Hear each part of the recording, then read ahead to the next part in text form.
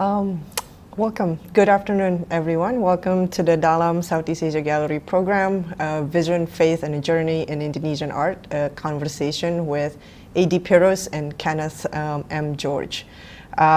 We are very honored here to have Pak Pirous and Pak Ken for our program today. And so Pak Pirous and Pak Ken has been a long-time friend as well, and we are very happy to have you both in this program. And the program is part of the exhibition for the Dalam Southeast Asia Gallery at the National Gallery Singapore, titled The Neglected Dimension.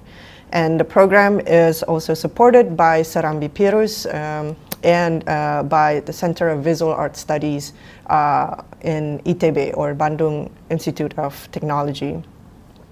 So just before we start, hello Pak Pirous, hello Pak Ken, how are you doing today? Hello. Hello, yes. Good, very well. Very good. Yes, we are very happy to have you. But before we start the conversation, I would like to introduce the exhibition a little bit. So the exhibition, The Neglected Dimension, is now on, and it sort of explores the a period in the from the 1960s, 1970s onward in Indonesia and Southeast Asia, where calligraphy and abstraction became a prominent mode of artistic expression. And we are focusing on 4 artists from Indonesia, from Bandung, Ahmad Sadali, Pak A.D. Pirous, Haryadi Swadi, and Arahmayani. And we are happy to have A.D. Pirous here to talk a little bit about your artistic journey, Pak Pirous, and we have Pak Ken here, who will help also to contextualize Pak Pirous's artworks and artistic career as well. And maybe I introduce a little bit about Pak Pirous. So Pak Pirous also graduated from the Fine Arts Department at Bandung Institute of Technology, ITB, in 1964, and also from Rochester Institute of Technology. Pak Pirous studied painting and printmaking and graphic design. And upon your return to Indonesia, Pak Pirous, you pioneered graphic design education at ITB and founded an art and design studio called Desenta in 1973. Most importantly, Pak Pirous is one of the pioneering forces that shaped the practice and discourse of calligraphic abstraction and also modern Islamic art in Indonesia and perhaps Southeast Asia. And Pak Pirous is also an avid organizer. Like, you have been organizing exhibitions since you were at ITB, and afterwards there are a lot of exhibitions that you were a part of in national and international platforms, and you brought like art from Bandung to international audience as well from the 70s onward. And we have also Kenneth M. George, or Pak Ken. And Pak Ken is an emeritus professor of anthropology at the Australian National University. Before Pak Ken served taught at the University of Wisconsin-Madison, and you also had some tenure at Harvard, and you were also one of the editors of the Journal of Asian Studies. And Pak Ken's ethnographic and art historical research in Asia began with a decade of work on the cultural politics of ritual violence in highlands, Sulawesi, and Indonesia, before you subsequently conducted a long-term project in collaboration with Pak Pirous. And this is something that we're going to delve into today as well. So thank you everyone for tuning in from wherever you are and wherever time zone. And so perhaps we should start, maybe Pak Pirous and Pak Ken. What do you think? Yeah? Yes? Okay. All right. So I think when I first met Pak Pirous for my research, and Pak Pirous always mentioned, his long friendship with you, Pak Ken. I think, and it makes me curious as well. How did you meet for the first time, and how did your relationship develop? And from this friendship, I know that there's very important scholarship developed on not only Pirous but also on modern Islamic art and Islamic art in general. You have a book that was published in 2010, Picturing Islam, Ken, Art and Ethics in Muslim Life World. And you also have, before that book, you also have this book, which is where the title for this program is taken from, Vision, Faith, and a Journey in Indonesian Art, 1955-2002. And it was written by Ken and the late Mamannoor, an important art critic in Indonesia. So perhaps Pirous and Ken, you tell us a little bit, how did you two meet for the first time? And how did your relationship develop into your friendship today? Pirous. Do you want to start? Why don't you tell them about our friendship and how we met? Well, if I have to inform how we become very good friends, it will come back to 1985, when I got the invitation from the director of the United Information Service in Jakarta to visit America, United States, for about 40 days, visiting places that what I like to see. Is it galleries or museum, meeting people, visiting art school and everywhere. It's quite a long time for 40 days to travel from east to west, from north to south. Something that's makes me happy very much now. When the first time I arrived at the Washington airport, suddenly when I came out from the airport, there is a young man wait for me and say, "Selamat siang, Pak Pirous." That is Ken George to me and said that he is coming from the office of United States Information Service in Washington. That will be my company to accompany me the whole my travel journey in the United States for a long time, for 40 days. It will be my right hand, left hand, and whatever. He is very good and very amicable. Yeah. So that is the time. And then, of course, the time that given to me to visit United States at that moment, I believe that it will enrich my knowledge about education in art and also the development of art in the world now. That is, America is one of the places to visit. For example, that the first time that very memorable for me to remember when we visit Houston. Ken took me to the Roscoe Chapel. It is a place that's really very gives me very inspiring for me. Yeah. Roscoe Chapel is really an interfaith sanctuary where the Center for Human Rights and also at the same time, it is one-man museum where we can visit, see more than 40 pieces of beautiful work from Roscoe Chapel, in the Roscoe Chapel. Those paintings, not as usually we saw paintings of Roscoe in the museum or galleries all over the world, but this is a very special painting with special color, monochromatic color, that is dark gray, blue, dark gray, and black, and very morning paintings. Now, when we see this painting, suddenly we feel the feeling of depression in our feelings. Roscoe Chapel really promotes a spiritual space for us, where the deepest meaning of art can touch us religiously, contemplatively, careless that you are a Jewish or you are Christian or you are a Muslim or you are Buddhist or Hinduist. You can sit there and listen to the music and listen to the and looking at the paintings. Suddenly you feel something. You're close to heaven. You feel something, the sorrow of the world. Of course, because these Roscoe chapels dedicated to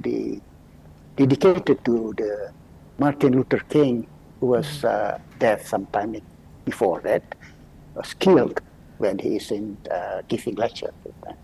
So that is the sorrow things that where the work of art can give that contemplation for art to see, to meditate what is really life, belief, and the purpose of human being living in this world. I don't know. And also in front of that building, there is a small pond, and there is a small also sculpture. The name is the Broken Obelisk. As you know, the obelisk is very strong pillars. And this opposite down, that is maybe to make the description of that how Martin Luther King was killed at the daytime in front of many people. That is how the work of art can explain it, not narratively but spiritually for us. This is very impression for me, Rothko Chapel. Thank you for Ken to take me there. And then that is in Houston. And then again, Ken took me to Santa Fe. Santa Fe is another place that very good to visit this town. He took me to one of the book painting exhibition that is really, we call it pen of meeting. It's really a big cube made of canvas about the size 4 meters to 13 meters long. It's quite big cube, Yeah. And there are three sides of the walls painted with different subjects, The first one is the left side. We can see how the growth of the belief of Jews. Yeah, all the symbols, all the signs that can take us to the understanding of how the Jewish grows. This picture in the left side. Scrolling the picture from those two, and then also go on to the ceiling. And then exactly in front of the entrance, there is another canvas telling about the story of the Christianity, how they feel, the picture of Jesus Christ, and also some figures of the very important in Christian. We can see that suddenly we know that this is the beginning of the Christianity as a religion. And at the right side, we encounter the story, the history, the beginning of the Islam, with so many signs and symbols, like, for example, the Kaaba and the pilgrimage, the design of picturing how the Islam religion come up. So all those three pictures getting together at the ceiling, the blending together at the ceiling. This is giving the spiritually meaning for me that all those three Abrahamic religion come from the same roots. That in Islam, they can say the agama Samawi, the Samawi religion. So in America, in a very materialistic life, and they still have that kind of work of art, and then for me, to make me,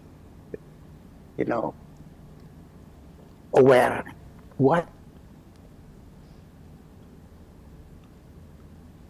fighting each other because of the different of they believe in, like Jewish and Christian and Islam and other also. That is something might be the importance of stand of meeting will show us we should be in peace all the time by the same religions. Yes. Those two works of art that during my traveling in States, enrich my experience as a teacher, of course, then as an artist, how to make art who can speak to the people with the problematic of humanity. I think that is the meaning. I went to state then where St. George welcomed me for the first time at the Washington Airport. That is the little story about it. I make myself clear about that. Yes. Just let me add. Let me add just a few words about, especially the framework of our friendship. As Pirous explained, I was hired by the U.S. Department of State to meet Pirous at the airport and to make sure that his whole tour in the United States went smoothly. And so I was with Pirous and with his wife Erna for a 40-day journey. And over 40 days, you get to know one another pretty well. I want to say just a couple of things about that. One of the great gifts of that time together was that Pirous is a wonderful teacher. And at that time, I was 34 years old. I had no background at all in art history. So it was a real privilege to join Pirous as we toured galleries and museums in the US. And it was Pirous, an artist from the global South, who began teaching me about the art that I was seeing in the museums in my own country. And that is a type of gift that I'll always be grateful for. Another thing, in our time together, Pirous has often said that a good painting is full of surprises. And I think one can say the same about friendship. Friendship is full of surprises. And I think our 40 days traveling around the United States, whether we were at the Rothko Chapel or at the Tent of Meeting, and I didn't know about these sites ahead of time, these were places of surprise both for Pirous and for myself. So it was sort of with that spirit of friendship. Finally, when I needed to say goodbye to Pirous and Erna at the San Francisco airport, Pirous was very kind to give me a copy of the catalog to his 1985 retrospective show. And I've always treasured that both as a gift, but also as that started me in thinking very key about Pirous' role as a pioneer of Islamic art in Indonesia. Right. So the 40 days journey and driving all across the United States. I mean, I think it's really amazing also how Pirous, you can still remember all of the details from that trip, and and sort of like telling us about the feeling, of looking at, Rothko's works and several others, and also how your conversation with Pak Ken developed over the 40 days. And so Pak Ken, it was probably, was it, those very deep experience that you have with Pirous that kind of made you interested in that, looking further into Pirous' artworks, where you mentioned from the catalog that you received of Pirous' retrospective exhibition from 1966, right, Pirous, to 1985, if I'm not mistaken. 85. Yeah, to 1985. Was that also, one of the sort of reasons for you to really get deep, to really start your work on, on Pirous and on modern Islamic art? Yes, it was. To be sure, Anissa, it was one reason. Also, for several years, Pirous and I would write letters back and forth, just kinds of things. And it was in 1990 or 1991, when I was teaching at Harvard, that Pirous sent me a letter telling me about his planning for the festival Istiqlal, first Istiqlal festival of Islamic art, or Indonesian Islamic art, to be held. And I was quite intrigued by that. I lived on the island of Sulawesi for almost 3 years, and I have many warm friendships with my friends and family in the towns of Mambi and other places that acquainted me with with Indonesia as a country. Writing back and forth with Pirous, I realized Pirous was a wonderful person to introduce me into Muslim intellectual and artistic circles, especially in connection with his own work, but then also with the festival Istiqlal. And I want to mention a third element as well, and I should let Pirous say more about this. Pirous is a very special person, and the reason I say that, Pirous was born in 1932 as a Dutch colonial subject. Yeah. As a teenager, he was part of the Indonesian Revolution, making propaganda posters for the independence movement. In the 1950s, he was in the first generation of post-colonial artists seeking an Indonesian identity and going into a process of decolonization in various cultural fields. And then he became a pioneer in contemporary Indonesian Islamic art.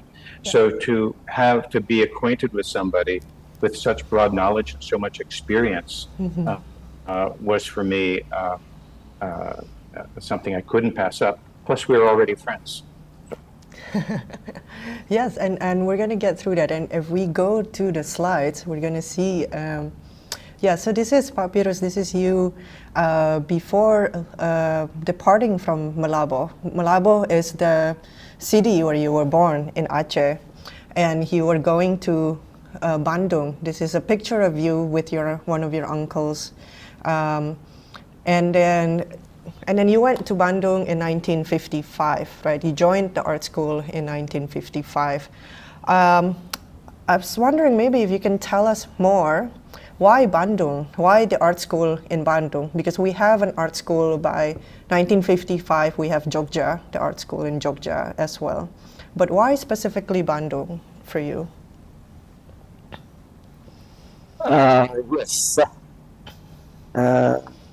When I firstly registered as a student in 1955 at the Fine Art Department, Bandung, ITB, now we call it ITB. Yes. I come to know that there is slightly different art school, big art school in Indonesia. That is one in Yogyakarta. We call it ASRI, Angkatan Seni Rupa Indonesia, and the other one is in Bandung, Jurusan Seni Rupa Bandung. Yeah. That in Bandung, we have at the time when, since the very beginning, was directed by so many teachers from Holland, from Netherlands, teaching us how to set up a rearing and academy. Yeah, because academy in Bandung starts really to create possibility for all the students in Indonesia to become an art teacher. That is the midpoint at the very beginning.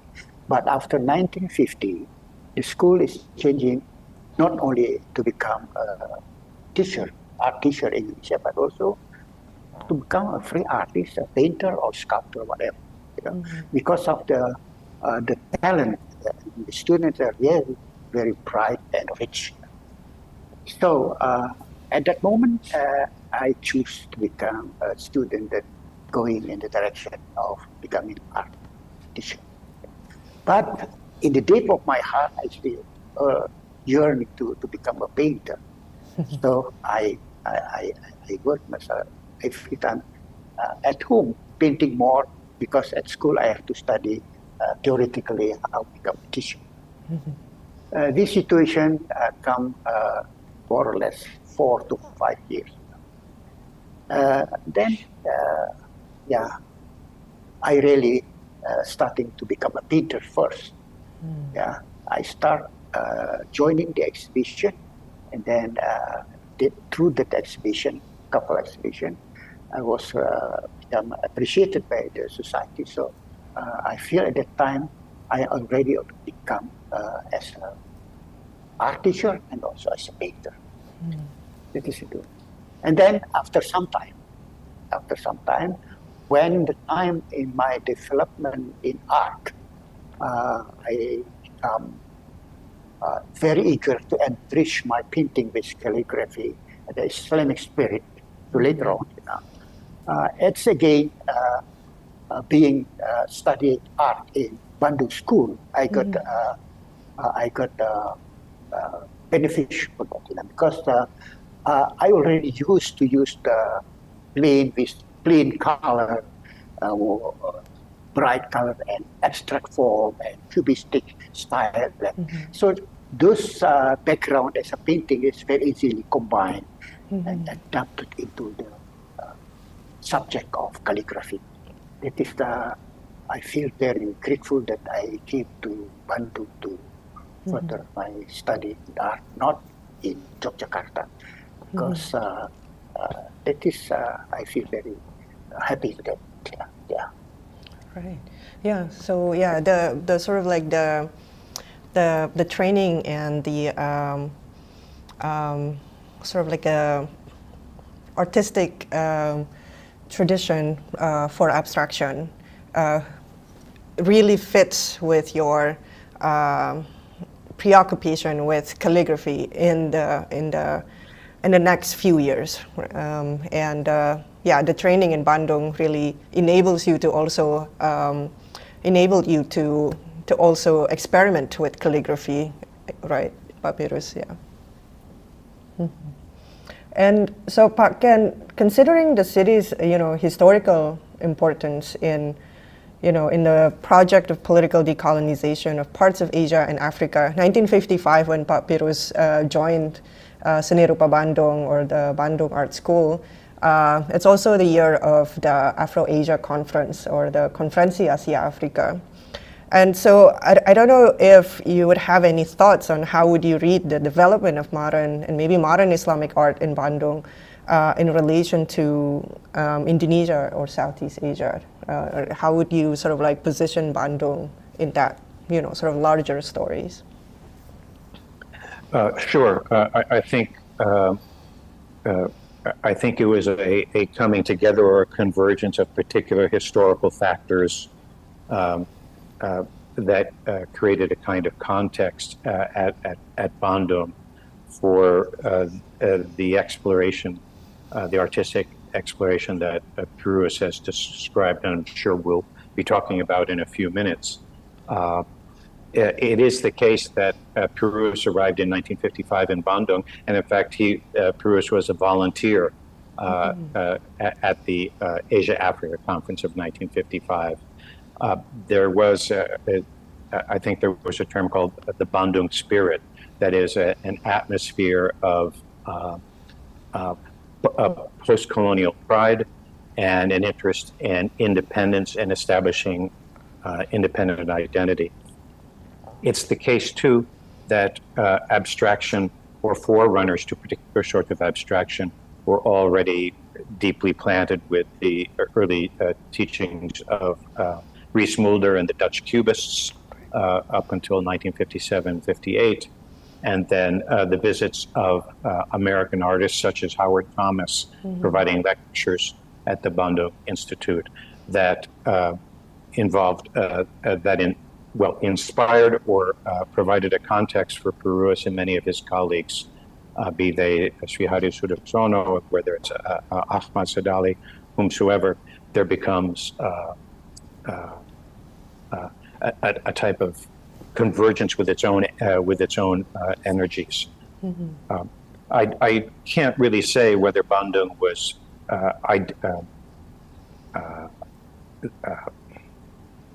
we know the area of Bandung in West Java as a space in which that is broadly Muslim, and So Bandung's location in the broad context of Muslim culture and Muslim faith in West Java was especially congenial for the artists there. I'm sure there was a back and forth not only between and among colleagues and students, but between the painters and the artists and society around. Right. And Pirous, after Bandung, so after you graduated from Bandung, you went to Rochester, which is in upstate New York, Rochester Institute of Technology, where you studied printmaking. And this is your early work, a very important work, and this is the first work that you have ever made, if I'm not mistaken, that incorporates Quranic calligraphy. This is titled Surah Ikhlas from 1970. It's etching or entirely on paper. Would you mind telling us more about the story behind the making of this work? Why in Rochester at the time? How did it start in Rochester? Yes. When I came to United States for the first time in 1999, I have in mind that art should be universal. It's not necessarily connected directly to the identity, like Indonesian identity, like that. Art is universal. This is mine in mind. Attitude at the time I came to the States now. But when I visit New York, Manhattan especially, almost once in three months during my stay in Rochester Institute of Technology, I got a different impact of my belief at the time. That really, when I was in Chase Manhattan, watching too many international art painting, especially the top painter from Korean for some time, and Japan, also Indian and other Asian countries. Every top painter is a special painting that can be considered as the work from Korea, for example. However modern and whatever, but still I can feel the feeling of being Korean. And also in Japanese painting, Japanese and Indian painting. And at the time, I directly questioned myself, if you are an Indonesian painter, Pirous, can you show us what is really the spirit of Indonesia in the work of art? That is really making me uneasy. Every time I went to Manhattan, I got such feeling. Until one day, maybe at the middle of 1970, I happened to see one of the big exhibition in the Metropolitan Art Museum. That is the show of the Islamic art. That has all the documentation art, classical Islamic art from the Middle East and then the North Africa. That from those material in the exhibition, I can see that the calligraphy has become the very dominant object and is very powerful in the Islamic art, even though in the architecture and also in the textile, ceramics, and whatever Islamic work was shown at the time in the museum, I can see the calligraphy is very strong and as a very strong essence of the art of Islamic art. And at the same time, suddenly I feel like I was tumbling down back to my village, back far away in North Sumatra in Aceh. When I was still a child, I used to play around the graveyard where many tombstone there written in calligraphy, Arabic calligraphy. Also in Banda Aceh, also in Losmawe, some other places that as a heritage of the Asianese kingdom at the time. All those things is very familiar for me and suddenly become might be this is the answer with my anxiety about looking for Indonesian identity at the time. So that's why to prove that it is the new alternative for me to go to develop my own art and back home to Indonesia, I try to prove it, make a small work in Rochester in the studio, the printmaking, because I also printmaking as my subject at the time. Excuse me. I mean, I choose the word, I choose the Surah Al-Ikhlas for the subject in my painting, in my artwork. At the time, I'm not doing painting, but I'm doing intaglio etching, color etching, with a new technique, what they call it, multicolor on one plate printing. Also, used to say this viscosity technique. That is a new technique found by Peter, yeah, his studio in London and New York, and that is really big possibility to prove that calligraphy could be the way of how I am expressing myself in new art. Could be the starting for looking for my own identity. Not only my own identity, might be identity also for a new generation in Indonesia. So Surat Ikhlas, why I choose Surat Ikhlas? Because Surat Ikhlas is a very strong statement of belief into one God, and also make me relax myself. And as the first commitment I did, that I promised myself that after coming back to Indonesia, maybe I should to explore and more and become something, might be the new way for me to create my art in Indonesia. Wow, yeah. And and this print is very amazing because of so many texture that you can see on this painting from the technique, right? It's flat, but you can see a lot of textures on this painting, on this print. And this is also a print that really holds your attention, Pak Ken, when I think you mentioned or in your book when you first opened the catalog, this is one of the Pirous' works that really that you find really important. So, I mean, looking back, how would you position the beginning of Pak Pirous' experimentation with Quranic calligraphy and abstraction in this period? Sure. Just to provide some context, and I'll just set aside Surah Ikhlas for a moment, which is indeed one of my favorite works that Pirous has ever made. Even prior to Pirous' going to the U.S., going back into the 1950s, there were many Muslims, especially I think Muslims who were part of an organization called Les Bumi, which was Lembaga Seni Budaya Muslim Indonesia, a group of writers, mostly writers, some painters, some artists, who were exploring how to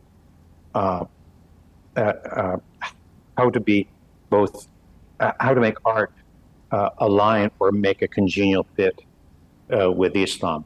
And so there's a tradition in post-colonial Indonesia that goes back to that prior to Pirous going to the U.S. That very moment when Pirous is going through the period of self-discovery and self-questioning on the streets of New York. Meanwhile, elsewhere in Indonesia, we're seeing, let me call it a renaissance or a reawakening of interest in Islam and how it fits in literature, in poetry, and many other cultural forms. So, without denying the power and the uniqueness of Pirous's experience in New York, he was hardly the only person for whom these factors were important at that time. And just to mention, to come back to this work, as Pirous was explaining and talking about Surat Ikhlas with you, I hope you noticed that his experience at the Metropolitan Museum of Art in New York was one in which he thinks of himself as an Indonesian. That is a national impulse. And as he seeks aesthetic forms that might provide him that identity, it's very interesting too that he goes back into his own personal or subjective past. So here we're seeing a melding of subjective sensibilities, subjective experiences, one's own experiences, along with sort of the call of a national identity. Right. Yeah, that is very important as well. Yeah, because it was during that time period, and also after this print, so we have also. There's a period of time, so after your return from the United States, right, Pirous, where you are preoccupied with presenting sort of like an illegible form of calligraphy that you were very much interested in sort of capturing the expressiveness of calligraphic forms. I think your work here, Epitaph 4, which I think also sort of represents your memory and your interest. When you mentioned earlier that it takes you, when you were in New York, looking at those calligraphy, it took you back to the moment when you were a child looking at tombstones in the graveyards with the epitaphs. And I think it's sort of like this work also speaks to that memory as well.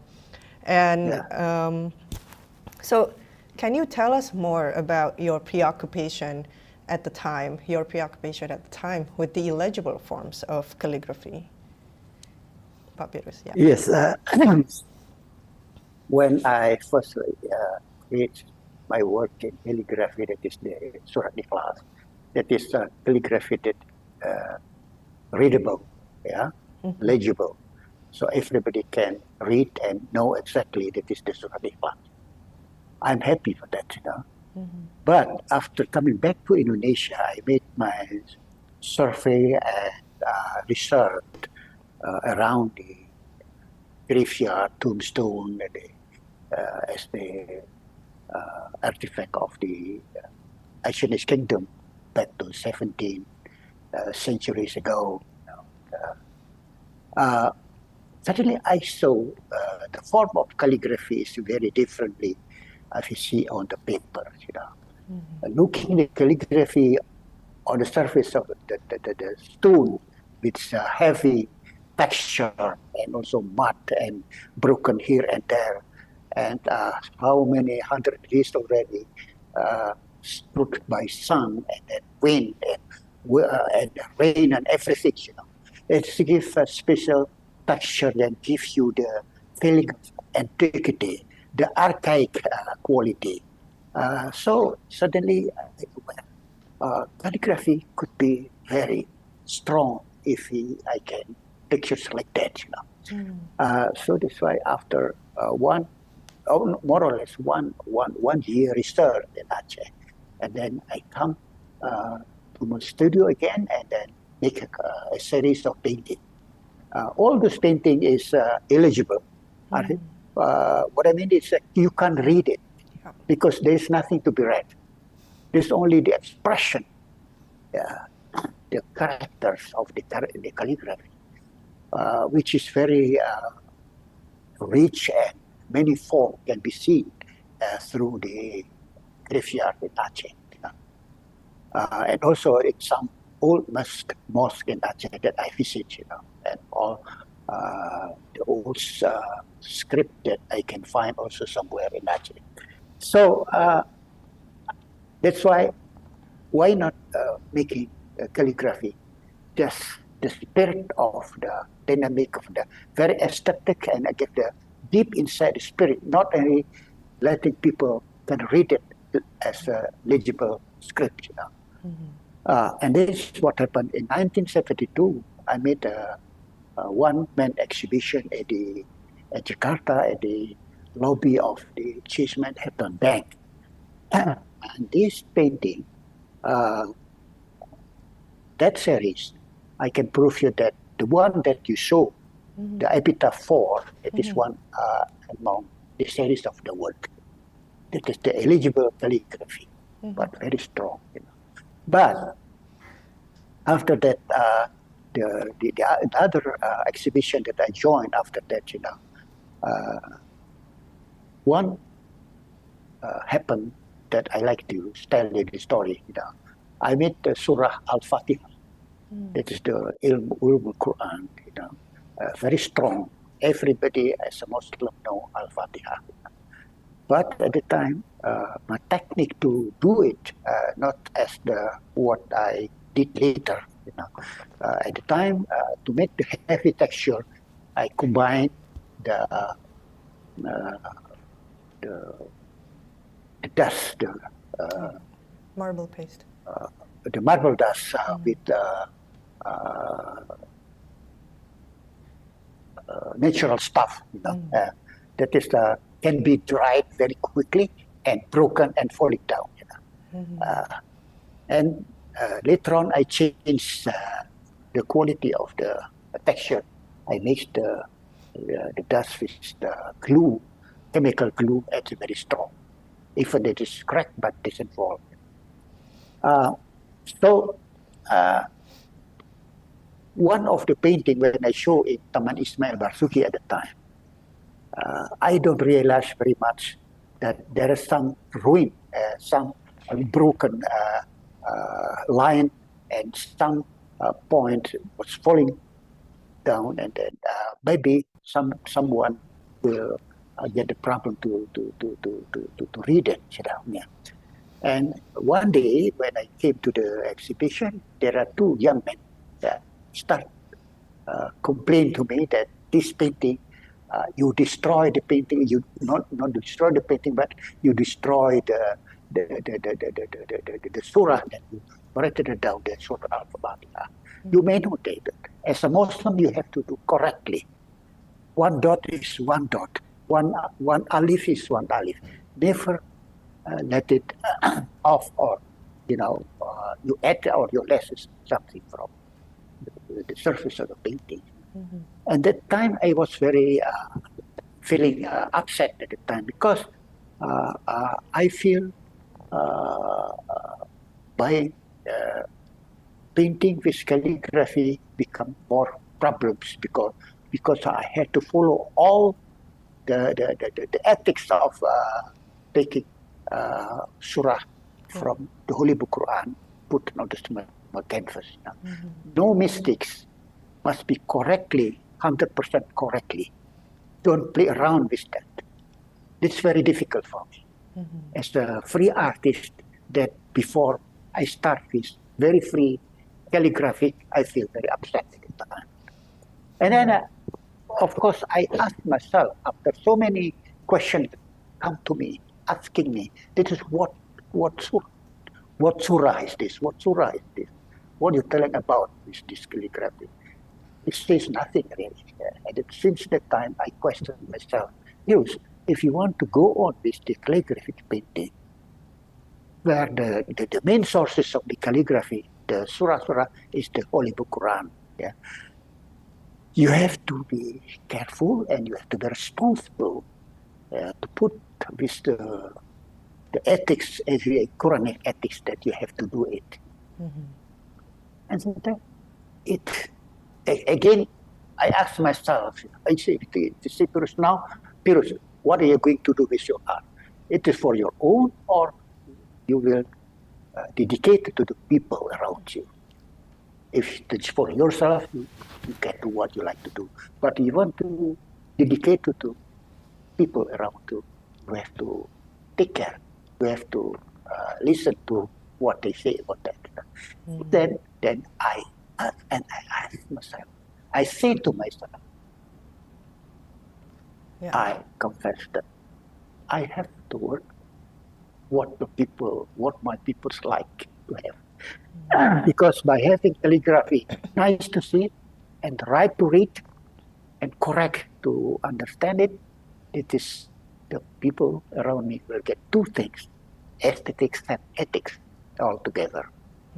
Where they will enjoy more than only enjoy the aesthetical side of the painting. This is the time that I sacrificed myself, my freedom to work in the free calligraphy, to become very strict, never make mistake. It's not easy for a free artist like me, but I have to do that. That is the part of my sacrifice to being an artist, dedicated this work to people. Is it answer the question? Yes, definitely, and more. It answers the questions and more. There's Pak Ken also noted this shift, right, Pak Ken? And you also proposed this term, Quranic aesthetics, to signify, what Pak Pirous told us. In the shift in method of presenting calligraphy, like the importance of ethics and not only aesthetics. So can you elaborate more about this proposition, about this term, Pak Ken? Why Quranic aesthetics? And how did you come to this, to this proposition? Sure, of course, Anissa. I should say right away that the term Quranic aesthetics is not one that Pirous uses, and he did not suggest it to me.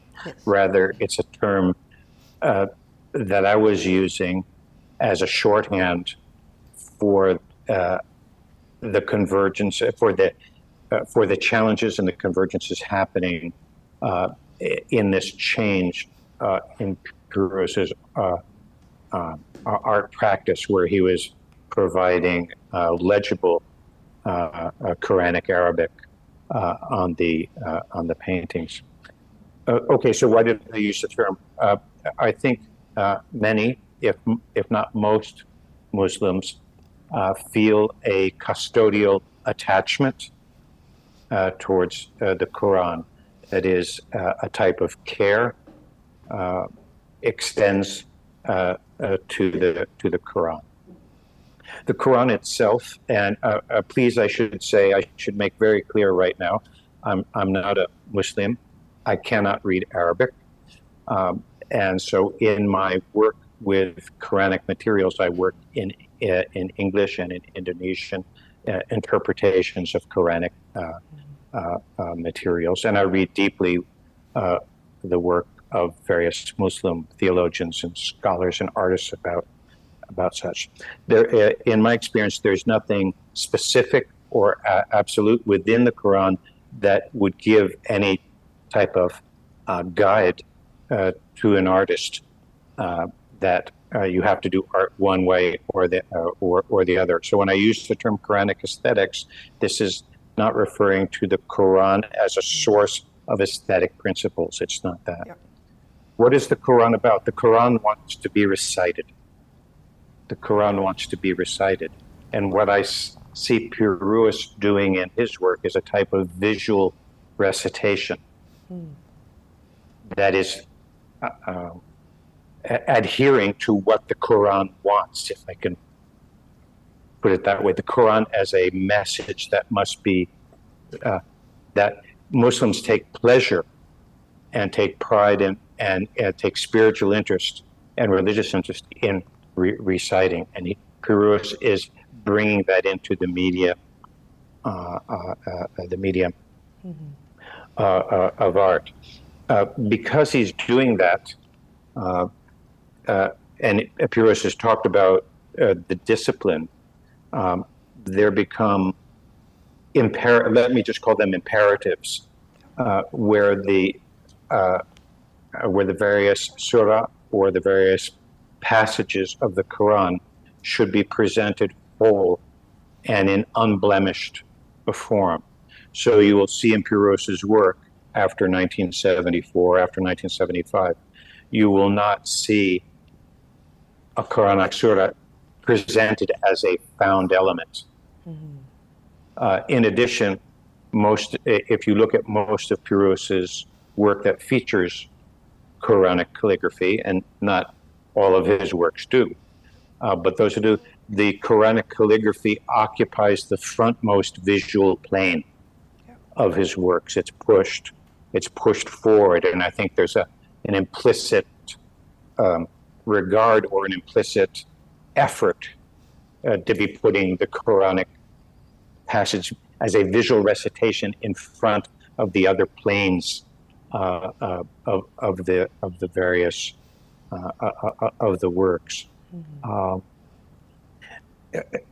Lastly, by using that term Quranic aesthetics, I wanted to try to provide an overview term for something that Pirous has always been very clear about in our conversations together, and he mentioned it before, trying to create works of art that bring both aesthetic pleasure and ethical pleasure. I think it's important that we don't associate pleasure only with an aesthetic, but that pleasure can derive from an affective attachment and a principled attachment to ethics of various kinds.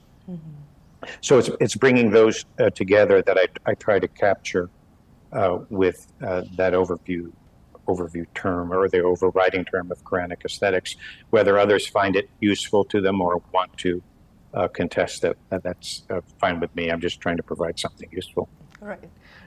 Yeah, thank you for that. And I think this work, right, the Surah Isra 2, Homage to My Mother, I think really showcase that sort of like care, Pirous' care to presenting the Quranic calligraphy like in the front and center, as you can see here. But also, this work is particularly interesting because, as the title says, it's an homage to my mother, to Pirous' mother, of course, not mine. And so, Pirous, can you tell us a bit more? And this is a silk screen, so this is from 1982. And I think the period itself, in terms of like the medium that you use, it shows sort of your second period of experimentations with printmaking. If you can tell us a little bit more about, this work in relation to your memories of your mother, and maybe of your grandmother, and also to the experimentation with silkscreen as well. Well, my mother really, not only as a mother and a family, but also she is very creative in art. I can say it now because she can make embroidery using the golden thread with all the patterns, all the figures that she create by herself, drawing by herself from the leaf around our house, and then cut it into cutting paper and then arrange on the surface of the silk or laken or whatever that later on will be embroidered with golden threads. So beside that, my mother also very good in the reading poetry. In Ashanese, of course. I listened to her many times, and also very good in reciting Al Quran. So she died in 1957. So since then, I keep up longing to spiritually, to talk or to remember my mother. And my mother, beside that, also creating before that all the what you call the kasap. Kasap is the one type of traditional craft in Aceh that when my mother prepared for the preparation for my sister when he's getting married later on after 2-3 years, when all the sets is complete. Any piece of the kasab, can be to cover the wall that's hanging with very strong colors, vertical colors like yellow, red, and green, and black, and so like that. So every color has its own meaning. My mother used to talk me about that, not only aesthetically, but also there is a meaning behind what he's doing. So make me after I become really one of the painter. I remember that my mother really is really better, not only doing things by hand, but also by heart and knowing what he's doing. So, and one moment when I used to make a series of serigraphy, cetak saring, cetak saring print, Yeah. At the time, I tried to fulfill my longing to my mother, memory, and then I take a piece of her works, and then I combine with my design, as a modern design, combining. This is full of pattern. She designed herself, and I enriched with calligraphy. You can see at that work, there is a color at both sides of the surface. It is really giving back the impression of the tabir that covered the wall and related to the Chinese craft did by my mother at the time. So this is one of the work that I like myself. Also, there is a burak. That is a burak is a kind of animal telling in the story of the kisah Prophet Muhammad, and then when sent to heaven. That form of burak is, we can find many types of burak, the whole world, including in Aceh. It is a body form horse with wings and with a beautiful face, and then can fly. And once my mother told me that, how the burak can fly by one flip of,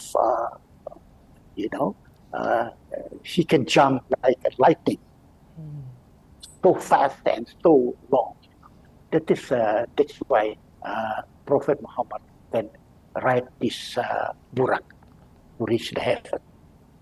Things like that. So all this memory, become a never dies fantasy, and never dies longing for stories like that. When I was very child at the time, I remember my mother.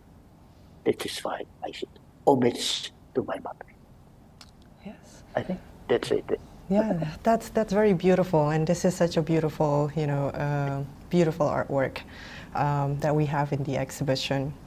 And I wish we have, a little bit more time, but I'm going to skip to this part, and probably we can talk briefly, Pak Pirous and Pak Ken, about Festival Istiqlal in 1991 before we have to conclude our conversation, because this is like one of the most important festival of Islamic art and culture.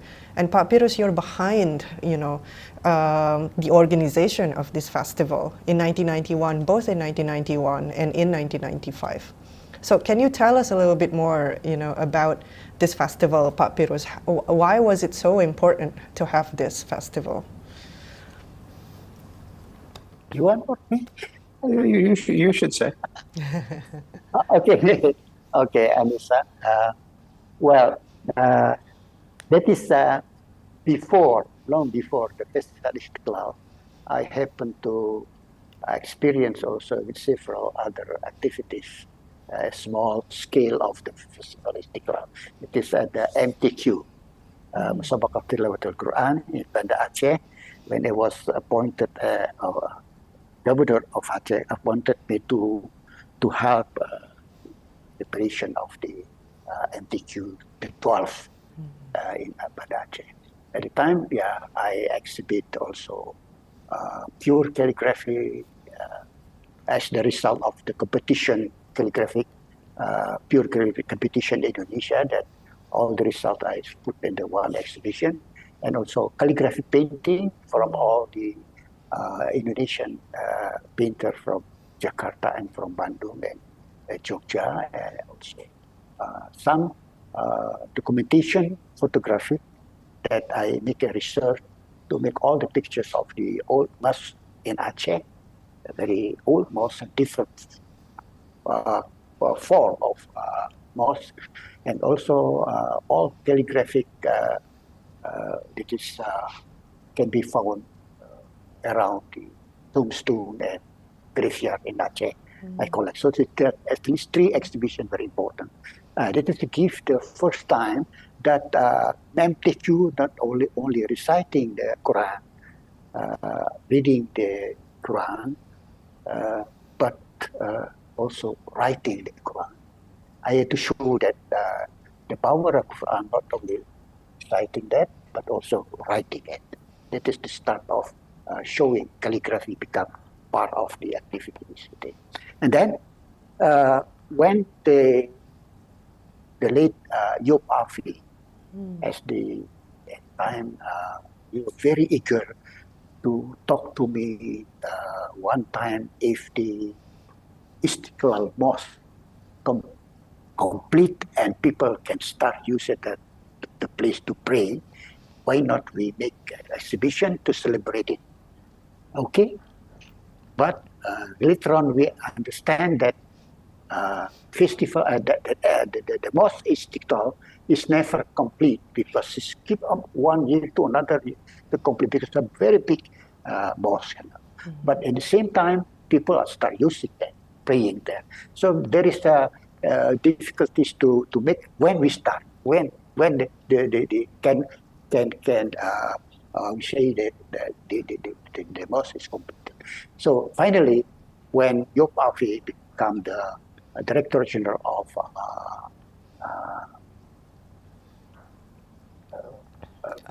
Pariwisata, Director General Pariwisata, and then they asked me that is the time we have to make it. That is the ideas for to make the festival Istiqlal. And he asked me to make a concept for that. Then later on, I see that this is not only a simple idea anymore, but become very complicated because all aspects of culture, Islamic culture in Indonesia, become involved in the program. That is fine art, architecture, and also dance and drama and singing and everything. So there is a belief in God that is Islam, and how the people believe in God living in this country. So they create problems. And that is we consider as the culture of Islamic influence in that. And then when these ideas proposed to President Suharto at the time, we say that this the pameran kebudayaan Islam Indonesia. Yeah. And then suddenly he tried to make it more right, better. Instead of pameran kebudayaan Islam Indonesia, become the kemudian Indonesia yang bernafaskan Islam. The Indonesian culture is the Islamic spirit. I think it is much better. Since then, we work for that. We collect all the potentialities from Aceh to Papua in looking for the old script, looking for all the dance that happened to be the folk dance in Aceh, in Sumatra Barat, in Palembang, to the east of Indonesia. It's a big program. And there's the director of the program is Mr. Poncho Sutowo, and he appointed me as the vice director. who knows might be better about what to do with the programs. And Poncho will be organize all the things. And then it takes time 1 month. When at the last report I have to give to the committee, they asked me how many people could come in this exhibition. At the time, suddenly this question really struck me because I never think how many. If I sit there only 500, the cost is already too much to spend for that. But if it's at 50,000, maybe I can reach that. So at the time, I'm gambling my answer. I said, yeah, maybe 20,000 a day, or something like that. Oh, so many? How come? And so, what happened really? At the first opening, it's really from that until 1 month, every day visited by more or less 200,000 people. So in 1 month, with 6 million visitors. Unbelievable. I think there is no such exhibition even in this country yet until now could collect so many visitors. Mm-hmm. And then at the second festival, Istiqlal 2, it's 1995. We doubled the time. It is 2 months, and the visitors become 11 billion people come to this guy. So I think this is quite something can be mentioned in our history that the Indonesian culture with the Islamic spirit could, if we organize a good way and prepare a good way, could welcome people to see the unbelievable large. Yeah, it is. It was. I think. I mean, I think I was a kid when it happened. So I only saw it through the catalogs, and you organized the modern art and contemporary art exhibition also at the time. This is one of your paintings that we have in the exhibition that was also part of the series of painting that you exhibited at the 1991 Festival Istiqlal. Now, I would, thank you so much, Pak Pirous and Pak Ken. I would like perhaps to invite the audience to for questions and answer session. If there are any questions from the audience or comments, or just say hi to Pak Pirous and Pak Ken, please do so. Yeah, so please, if there is any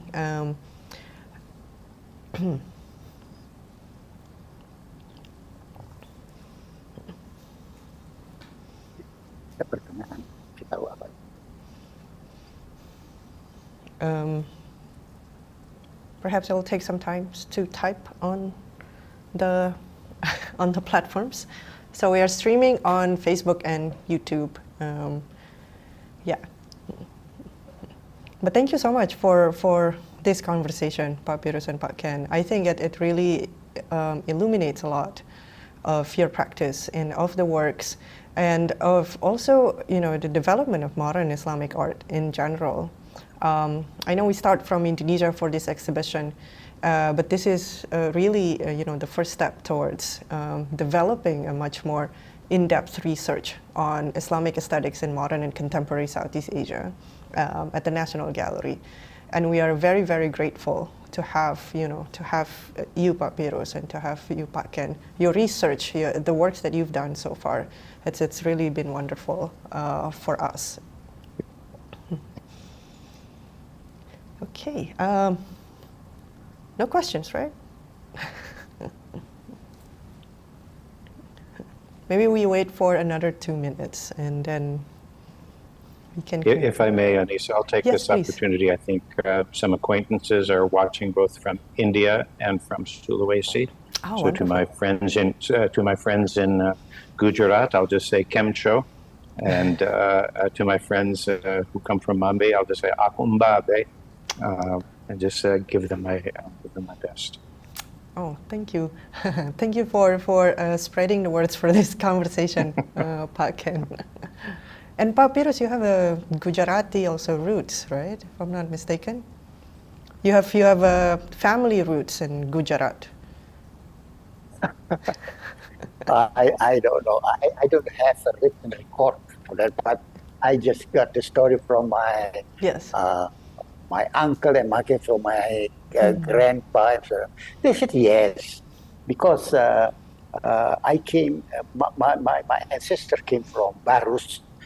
Barus is the place at the time as the center of the trade for temper and also ivory, gold, and uh, rempah-rempah, was it? Spices. Rempah-rempah, yeah. Spices and herbs. Spices. And that is the place that they came from the eastern coast of India, which they owned a ship to bring cotton, white cotton at the time, plain kain, yeah. Yeah. And then they come to Barus and unloaded there, then changed it to with another thing until 1 year sometime, and then coming back to India again. At the time, there are many traffic, trading traffic at the time. It is from Gujarat, from Tamil, and from Arab also, China, and yeah, at the time. So maybe, I don't know. Yeah. You can see at my appearance, maybe it's look yes or not. Okay. Well, we have some questions for Pak Pirous from Yeah. Alice Lee. She said, thank you so much for sharing. She's very interested in finding out the difference between ITB and Rochester's curriculum. How does it shape your practice and thinking? The difference in curriculum, difference in the art training between ITB and Rochester. Rochester Institute, Rochester. yeah. Okay, I think when I had the opportunity to further my study in state to Rochester Institute of Technology, I choose that IT because I came from almost the same school, from Bandung Institute of Technology, go to Rochester Institute of Technology. So they have the engineering and science, engineering, and technology programs, like we have also in Bandung in ITB. Besides, there is a fine art program and design, also the same. So I think it is because the same environment of the institute, where art is in the middle of technology and engineering, maybe I can find something that can be enrich our program in ITV. So as a matter of fact, that really I studied the graphic design in Rochester. It's the right place to visit at the time, because Rochester giving a real clear program for the program of the graphic design at the time. At the time, say about we come into the graphic. What's called it? Graphic design? Yeah. No. The communication, like visual communication design? Yes. Computer graphic. Oh, yeah. computer graphic, Yeah. okay. This is the only place in the West art school in America, this Rochester, who got the program, the computer graphic. The only place who can get the degree for that. So I think it is because of the maybe the ideas and the program, also the curriculum will be the same like us. That's something that I got from Rochester is saying to me when I asked why art program there is in your campus in Rochester.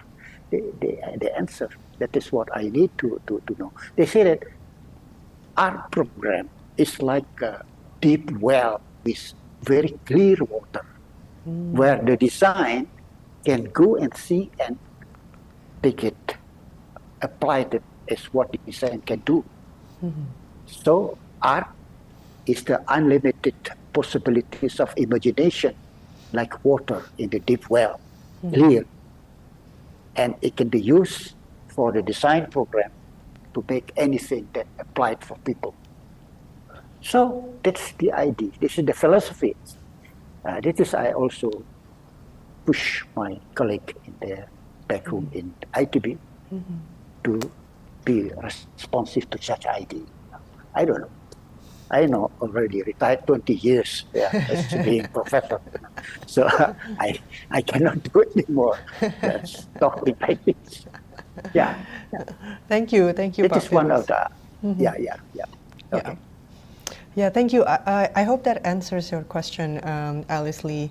And we have another question from Alexandra Dalfero to Pak Pirous.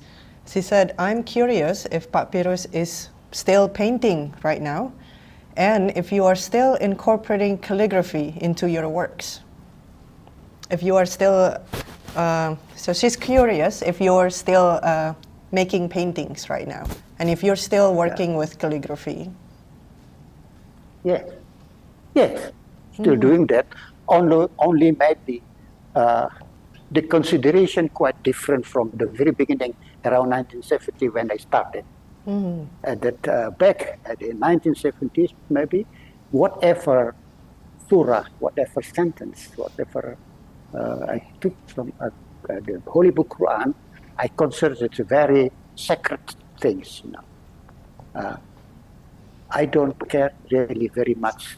Is it fit to the situation and condition and to the environment at the time, the society problems, But now, if I have to take back something from the Quran, not because of the sacred quality of the Quran, it's everyone considered like that, but because of the benefit.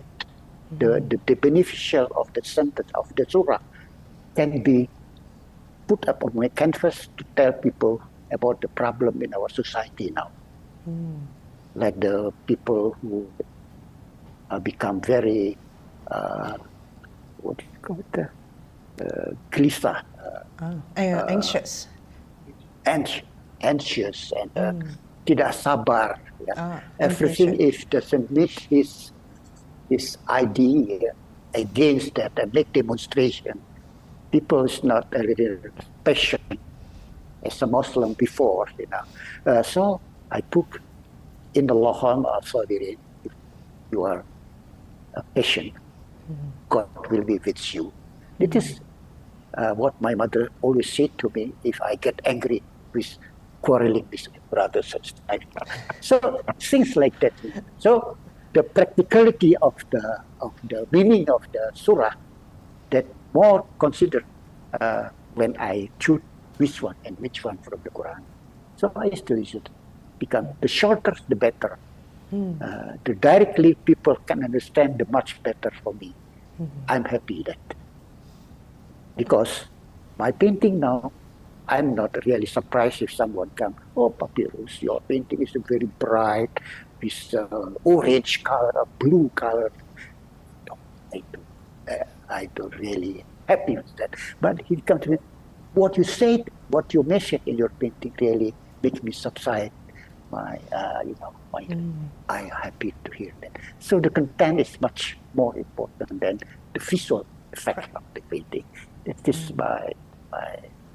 I can say something might be changed, but calligraphy is still going on. Yes, and if anyone interested in the audience interested to to see the works of Pak Pirous, you can come to the National Gallery, but most importantly, you can come to Serambi Pirous in Bandung, in North Bandung, and you can see a much more, a very sort of like thorough display of Pak Pirous's artworks, and your studio is also in Bandung as well, in Serambi Pirous. Yes. Yeah. So I would like to visit again, of course. Please do it. Yeah. Yes. Yeah. Don't hesitate. Knock my door. Yeah. We have in Bandung Serambi Pirous every day, every time we have a program here. And calligraphy is always there. If not in this corner, at that corner, So welcome. Thank you, Pak Pirous.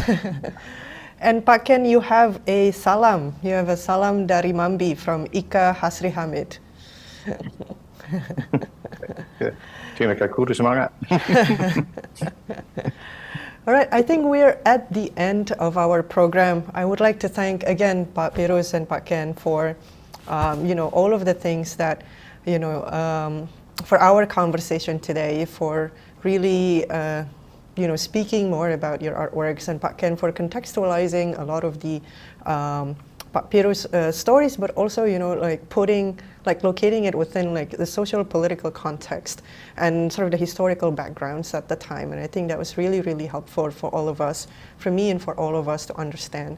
So I really, really want to thank you again, for your contribution to this program and for your contribution to, the development of modern Islamic art, Pak Pirous, and also Pak Ken, to the development also of the discourse, right, of the scholarship itself that is very much still needed right now. Well, yes, and I would thank you, Anissa. Thank you, Anissa. It's a pleasure. Yes, I hope we can continue our conversation at some point, probably over coffees and teas. And I would like to thank our team here, Safius, Cheryl, Jolene, and Rose are from curatorial programs. They're working behind the scene, and I would like to thank them as well. Thank you. And I would like to thank, of course, the team at Serambi Pirous, Georgi, and the team from Center of Indonesian Visual Art Studies from ITB, led by Dr. Kiki Rizky Sutisna Putri, it's a very long name, and also Hilmi and everyone else behind the camera at Serambi Pirous. And before we truly end, I would like to invite everyone to do a survey and tell us how we did and whether we can, we can make our programs better in the future. So we would really appreciate your time to fill this survey. Your opinions are very important to us. So, so thank you so much, Pak Pirous and Pak Ken. I think we're, how are we doing this? Are we waiting for a few minutes for the survey, or? Oh, well, yeah. Yeah, so I hope you have, you can rest probably. I hope you can rest after this program, Pak Pirous and Pak Ken, and have a wonderful afternoon in Bandung with the nice weather. Oh, are you taking pictures of us, Pak Pirous? Hi. We should take a picture together. How do we take a picture together? Yeah, I think for memory. Yeah. For memories, yes. Okay. Yeah. Salam, terima kasih Anissa. Terima kasih banyak sudah Pak Pirous. susah payah menghadirkan Pak Ken dan saya gitu ya. Saya yang berterima kasih. Ya. And thanks as well to Jolene too. Jolene is there. Dalam usia sudah 91 tahun masih bisa merespon keinginan anak-anak saya, di antaranya Nisa dan ini juga tim di sini. I'm happy for it. I'm very happy. Oh, and Ken bisa selalu bertemu dengan saya. Yeah. I really wish that I was there with you, with the both of you. But next time we can make it happen again. Hopefully, Pak Ken, when you travel again to Bandung, please let me know. Yes. Okay. Okay.